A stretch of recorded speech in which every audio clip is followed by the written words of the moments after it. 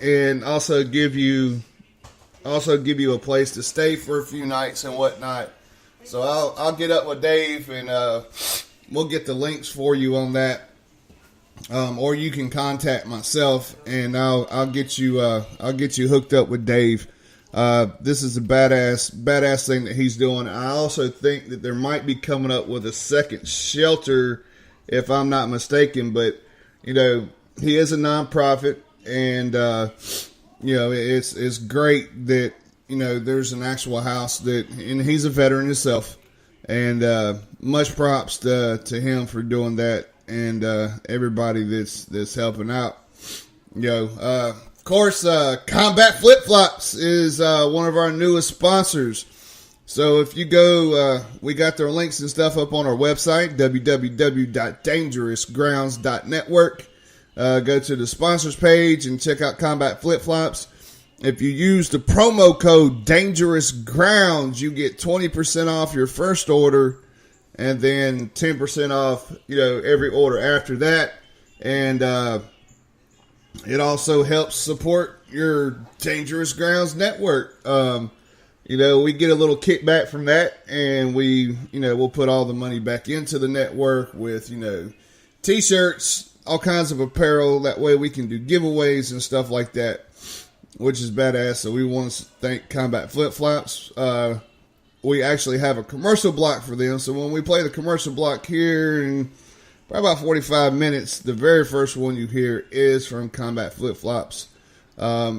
They do donate a lot of their money to help women and to help homeless people and kids and stuff of that sort. So, hey man, y'all go check them out. They got flip flops. They got all kinds of gear. It's cool what they're doing. And the Veteran Exchange is a sponsor. So y'all get ready. Tomorrow at 5:00 p.m. is the first episode of the Barracks Lawyers. And if you're in the military, you know that you got a barracks story some fucking where about somebody done screwed up, done something stupid, like go shot for shot against Big Country with a bottle of Patron. You're not gonna win. So-called Captain Kirk nowadays, who's in Japan, who's kind of turned a 180 on certain things, but decided to go shot for shot for Big Country. It's like, there's no way you drink a bottle of Patron before you go out. All right, motherfucker, come on. Needless to say, I did win that bet, and we laughed because he puked in his blender, shoebox, on his bed, and everywhere else. And his roommate was a little pissed, like, why did you let him do that? And I was like, hey, he challenged me. What was I going to do? Say no? Fuck that. I'll drink your ass. So, there's a lot of cool stuff going on around the area and stuff right now. So, it's badass. The Veteran Exchange, they are a company that combines a lot of apparel lines such as Grunt Style, Frag Out, and many, many more. You get a little bit of a discount. And everything's in one central location and stuff too. So you can go on there and you can pick out what you want and whatnot. I think there is a certain amount. I think it's like $90. If you spend like $90, then all the shipping and stuff's like that free. But we'll let Anthony get into the details of that when he jumps back on. He is working hard and whatnot. So, all right, we're going into a little song break real quick. Here comes one of my favorites by 21 Pilots. It's Heathens. Here we go.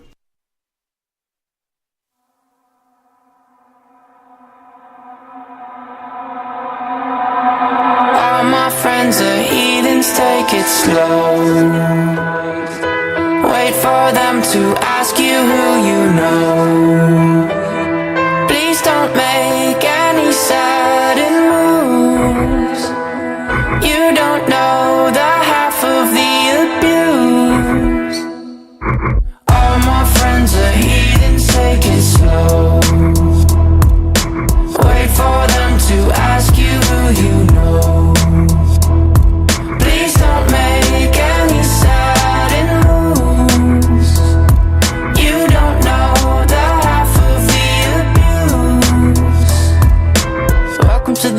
people who have rooms of people that they love one day docked away. Just because we check the guns at the door doesn't mean our brains will change from hand grenades. You laughing on the psychopath sitting next to you. You laughing on the murderer sitting next to you. You think I'd get here sitting next to you. But after all I've said, please don't forget. All my friends are heathens, take it slow. Wait for them to ask you who you know. Please don't make any sudden moves.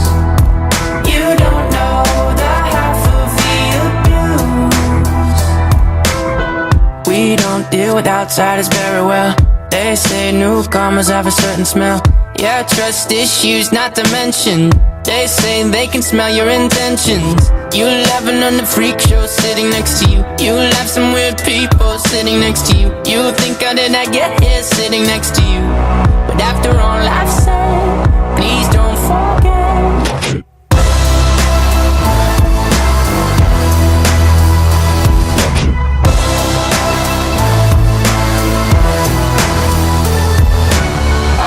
Friends are heathens, take it slow. Wait for them to ask you who you know. Please don't make any sudden moves.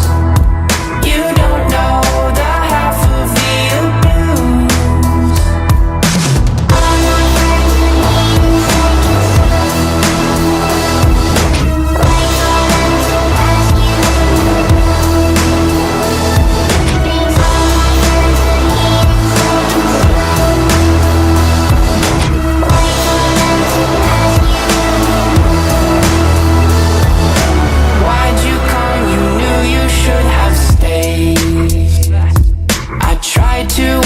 Just to stay away.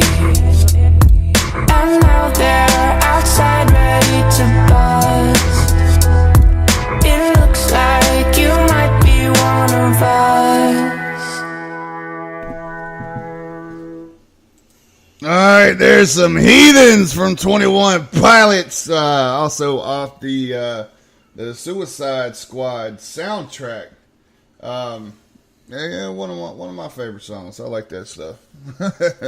Yeah, because all my friends are heathens. We'll turn around and flip out on your crazy asses in a heartbeat. You know what I mean?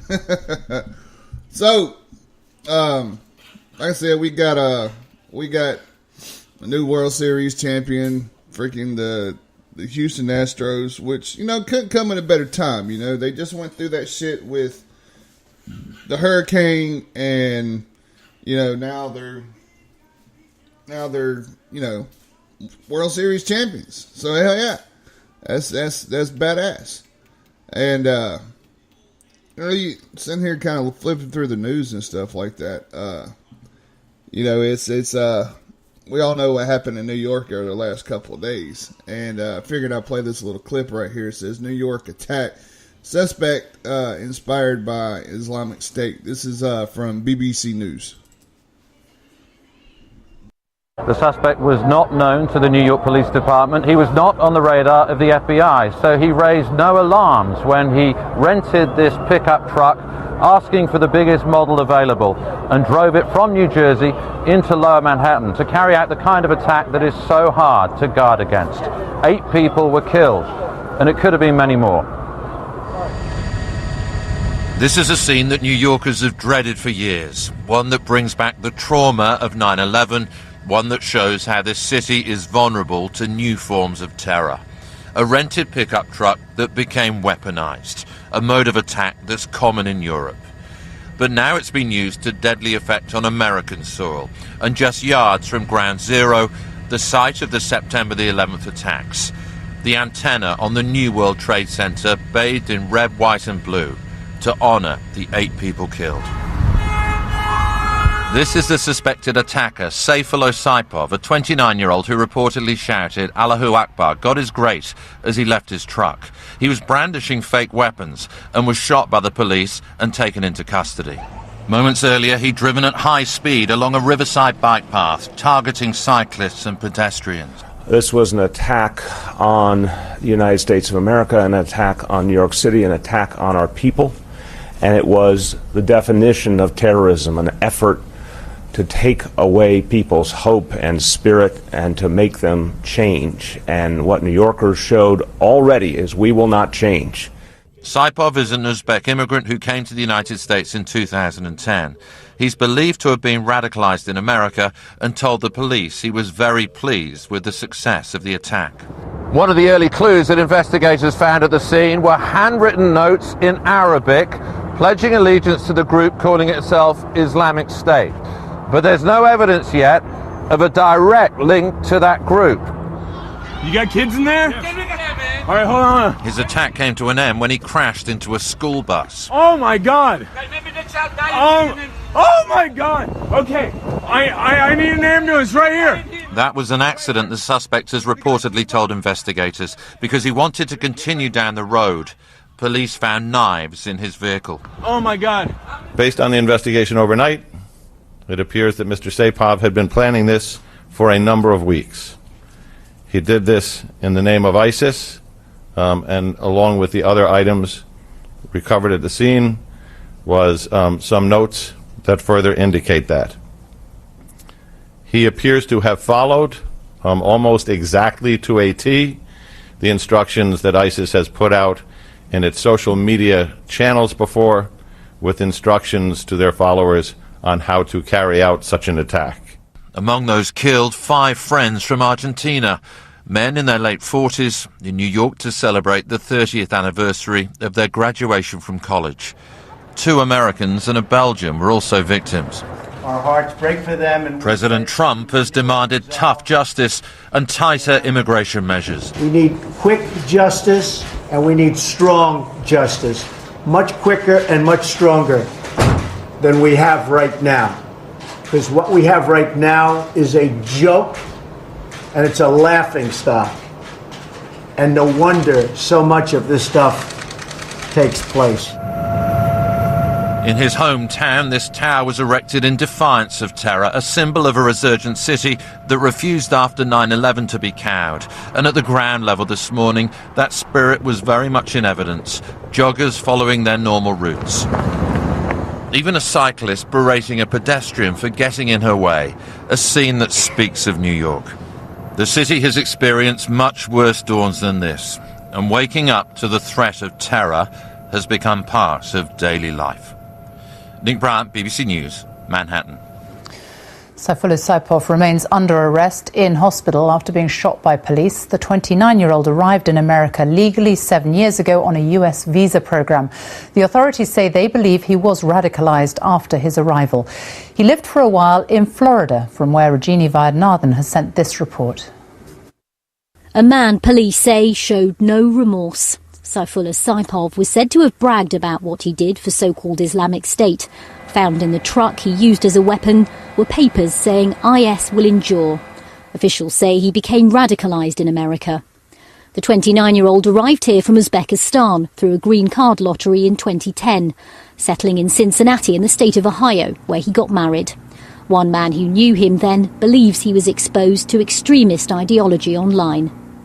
He always looked as a liberal Muslims or something like that, and he always saying you're doing not right this one, or you're not doing this one like Islam does, and that was a little very, very minor signs of radicalizing.